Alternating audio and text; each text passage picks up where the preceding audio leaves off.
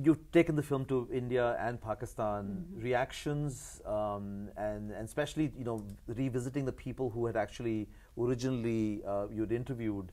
How do they feel about it? I think one of the things that I'm in some sense most pleased by is the fact that generally the reaction has been that I haven't taken a side in the film. So why the title, The Sky Below? That was something that I had really struggled with, because as I was making the film, between the production side and then getting into the editing side, I still was, I didn't have a title as such, and all I knew was that this was a profoundly, deeply, on the one hand, disturbing experience.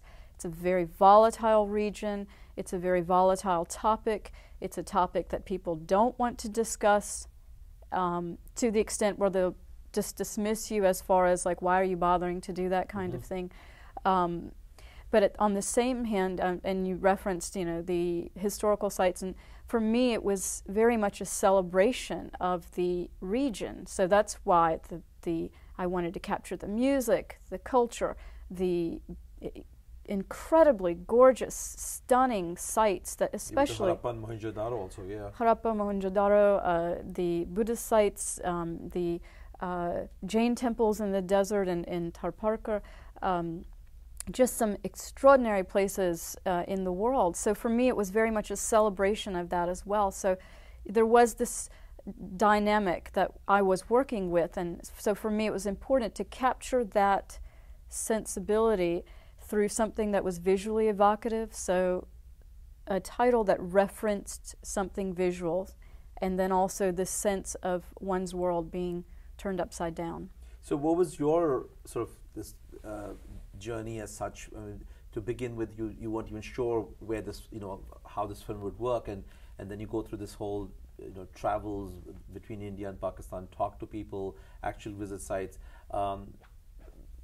How's it changed you? What have you come out of it as a person and as a citizen of the world, really? The fact that there's these two countries stay separated, and yet there is, this longing for something.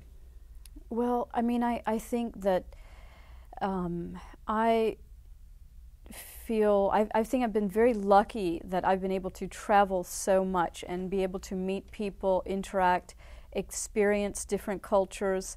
That is something that is, I think, critical for any society to really sort of move forward. And that's one of the major blocks between India and Pakistan, is this inability for the societies on both sides to really commingle.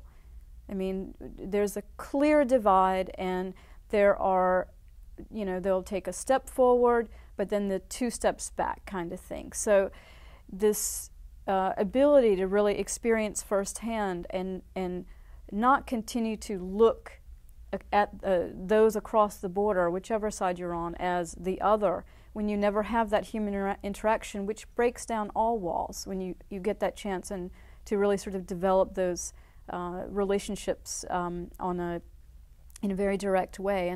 And certainly the internet and different kinds of things that are happening with maybe some of the younger generation, really trying to move towards South Asian friendship and that kind of thing. Those are very hopeful signs, but I think really, whatever ways people can find to really kind of learn to actually experience the other side of the border, that will be very powerful in terms of helping things to move forward. I know you've been traveling with the film. You showed it in Pakistan recently. Actually, you were in Singapore just a few weeks ago, and then you also showed it in India.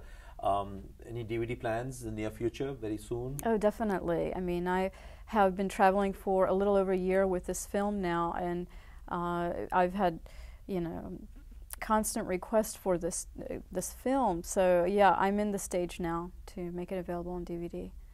And as a filmmaker, what's next for you? Another documentary or a feature, perhaps? This documentary was so intense in so many ways, and I was I definitely know that I was compelled to work with this region, with this topic. I'm fascinated by the time period. The 40s were probably some of the most layered and incredible, dynamic a time period for the subcontinent. You have the backdrop of World War II. You have the call for the independence, for the British to leave, for the colonialism to end. So many things happening in the 1940s that make it a very kind of, and so many levels engaging. And so I would like to work with that time period again, but with a very different format, and that being, the feature film and working with constructed scenes as opposed to sort of landing in a place and finding the story as such. Well, thank you very much. This was really great. Thank you. Congratulations. Thank you.